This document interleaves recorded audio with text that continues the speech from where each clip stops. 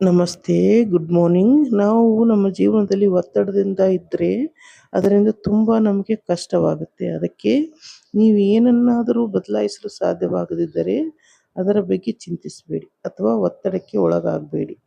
ಜೀವನವು ಕೆಲವೊಮ್ಮೆ ತುಂಬ ಕಷ್ಟಕರವಾಗ್ಬೋದು, ಆದರೆ ನೀವು ಮುಂದುವರಿಬೇಕು. ಬಿಟ್ಟು ಕೊಡುವುದು ದಾರಿಯಲ್ಲ, ಅದನ್ನು ಗೆಲ್ಲಲು ಬಿಡಬೇಡಿ. ಏಕೆಂದರೆ ನಾವು ಬಿಟ್ಟು ಕೊಟ್ಟರೆ ನಗುವವರ ಮುಂದೆ ಬಿದ್ದ ಹಾಗಾಗುತ್ತೆ. ಎಲ್ಲಿ ನಮಗೆ ಯಶಸ್ಸು ಸಿಗೋದಿಲ್ಲ ಅನ್ನುವವರಿಗೆ ಬಾಯಿ ಮುಚ್ಚಿಸುವ ತನಕ ನಾವು ಅದರ ಮೇಲೆ ಕೆಲಸ ಮಾಡಬೇಕು. ಅಂದರೆ ನೀವು ನರಕದಷ್ಟು ಕಷ್ಟವನ್ನು ಎದುರಿಸ್ತಿದ್ದರೂ ಸಹ ಮುಂದುವರಿಯಿರಿ. ಅಂತಿಮವಾಗಿ ನೀವು ಇನ್ನೊಂದು ಬದಿಯಿಂದ ಹೊರಬರುತ್ತೀರಿ.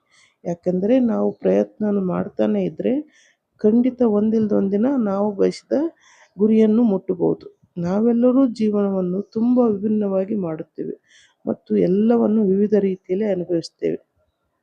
ಆದ್ದರಿಂದ ನೀವು ಹೇಳುವ ಜೀವನದ ಗುರಿ ಏನು ಎಂದು ನನಗೆ ಗೊತ್ತಿಲ್ಲವಿದೆ. ಯಾಕಂದರೆ ಜೀವನದಲ್ಲಿ ಗುರಿ ಇದ್ದರೆ ತಾನೇ ನಮಗೆ ಮುಂದುವರಿಯಲು ಇಂಟ್ರೆಸ್ಟ್ ಬರುತ್ತೆ. ಯಾಕಂದರೆ ಹಿಂದೆ ಮುಂದೆ ಗುರಿ ಇದ್ರೇ ಜೀವನದಲ್ಲಿ ನಾವು ಏನನ್ನಾದರೂ ಸಾಧಿಸ್ಬೋದು. ಜನರು ನೀವು ಹೇಳಿದ್ದನ್ನು ಮರೆತು ಬಿಡುತ್ತಾರೆ, ನೀವು ಮಾಡಿದ್ದನ್ನು ಜನರು ಮರೆತು ಬಿಡುತ್ತಾರೆ. ಆದರೆ ನೀವು ಅವರಿಗೆ ಎಂಥ ಭಾವನೆಗಳನ್ನು ಉಂಟು ಮಾಡಿದ್ದೀರಿ ಎಂಬುದನ್ನು ಜನರು ಎಂದಿಗೂ ಮರೆಯುವುದಿಲ್ಲ. ಅದಕ್ಕೆ ಜನರಿಗೆ ಭಾವನೆ ಹುಟ್ಟಿಸುವ ಮುಂಚೆ ತುಂಬ ಯೋಚನೆ ಮಾಡಬೇಕಾಗುತ್ತೆ. ಯಾಕಂದರೆ ಅದರಿಂದ ನಮ್ಮ ಜೀವನದಲ್ಲೂ ತುಂಬ ಏರುಪೇರುಗಳಾಗುವ ಸಾಧ್ಯತೆಗಳಿರುತ್ತವೆ.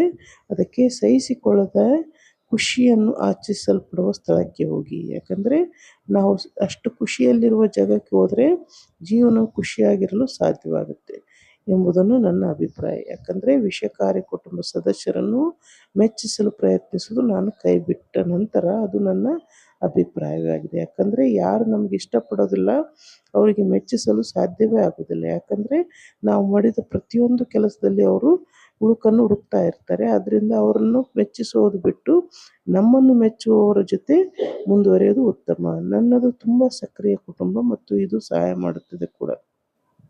ಮೊದಲೇ ನೀವು ಯಶಸ್ವಿಯಾಗದಿದ್ದರೆ ಪ್ರಯತ್ನಿಸಿ.